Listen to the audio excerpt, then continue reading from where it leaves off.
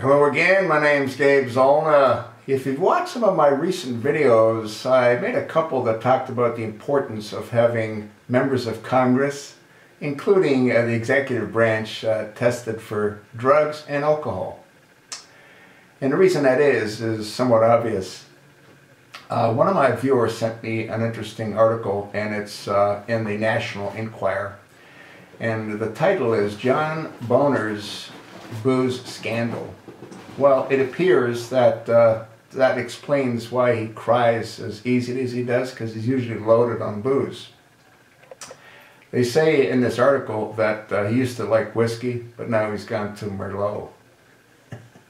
Yeah, and they say that he usually usually reeks of alcohol. Think about it. We've got the guy that's third in line for the presidency, who's a boozer. But then again, we got the first in line who's addicted to crack cocaine. I wonder what the second in line's addicted to. Hair plugs, I guess. I don't know.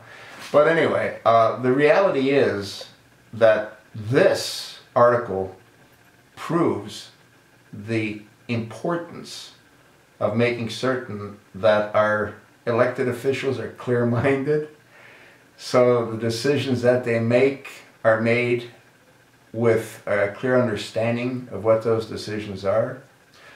What do we need to have happen? Well, again, we need to have all members of Congress drug tested for both alcohol as well as illegal prescription drugs. We also need to have our members of Congress tested before they vote on any bill. And if they fail the test, no difference than if you fill your driver's license test, they don't get to vote on the bill.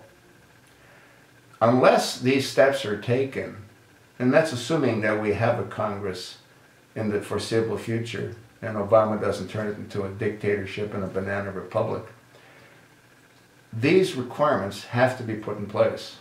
Otherwise, we end up with people like Speaker John Boehner. I gotta believe that Nancy Pelosi's toasted half the time as well.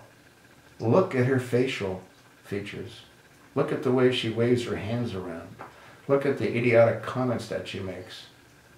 They all need to be drug tested. And not just initially, but on a random basis. No different than airline pilots are tested on a random basis. If this isn't a requirement, there's no sense in anyone having any future in this country. That's on the assumption that we have a future in this country. And the steps that have to be taken is the military has to remove the usurper and all of his close associates.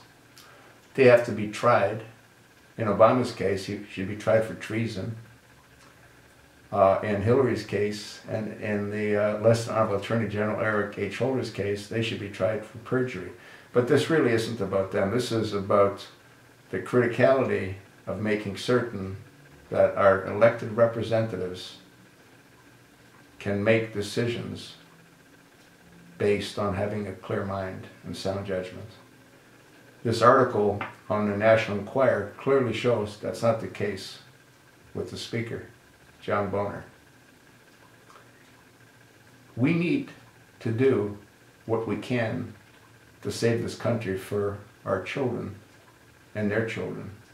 And having leaders that are either addicted to crack cocaine or addicted to alcohol or addicted to whatever they're addicted to will lead to the end of our way of life in America.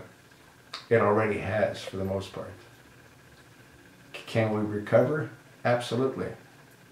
With the assistance of our military and with the demand of the American people that all elected representatives pass drug testing and alcohol abuse testing.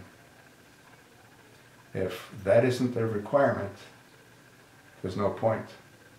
The country's lost. That's what I think. So what do you think?